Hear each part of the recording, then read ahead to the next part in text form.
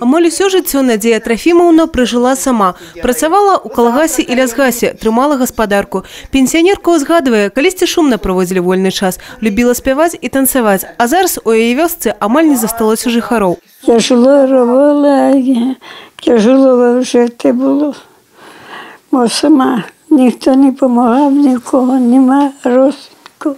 Ужо амаль год Надзея Трофимовна жыве ў сям'і Натальі Мазанович. У пенсіянеркі тут свой пакой, ёсць і свой распарадак дня.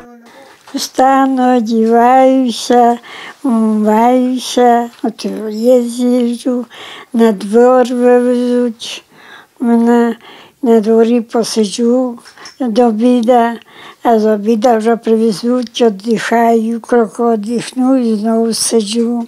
Вхаджую хорошо, ну і мужик вхаджує, і діти приїдуть, обращаються до мене, хорошо живу.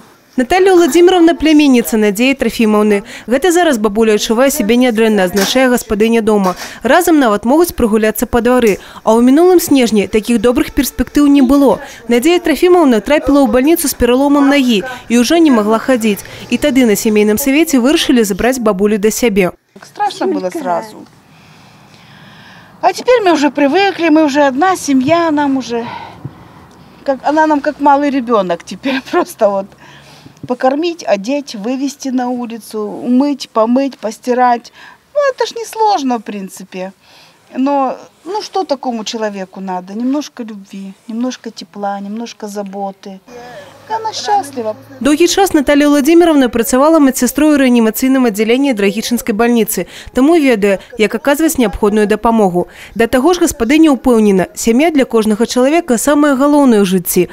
Наступнай вясной яны з мужам азначаць жамчужны юбілей. Это близкие люди, это общение, это доверие, это любовь, это помощь, это, ну, вот то, без чего, в общем-то, нельзя жить, вот.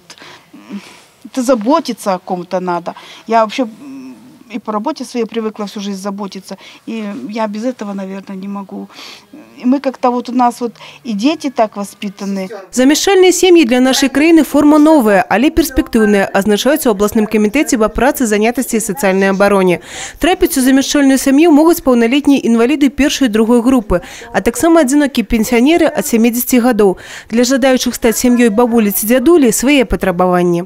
Лица, которые имеют возможность оказывать услуги в замещающей семье, это дееспособные лица от 18 до 65 лет, которые также не являются инвалидами первой и второй группы и не могут быть обязанными по закону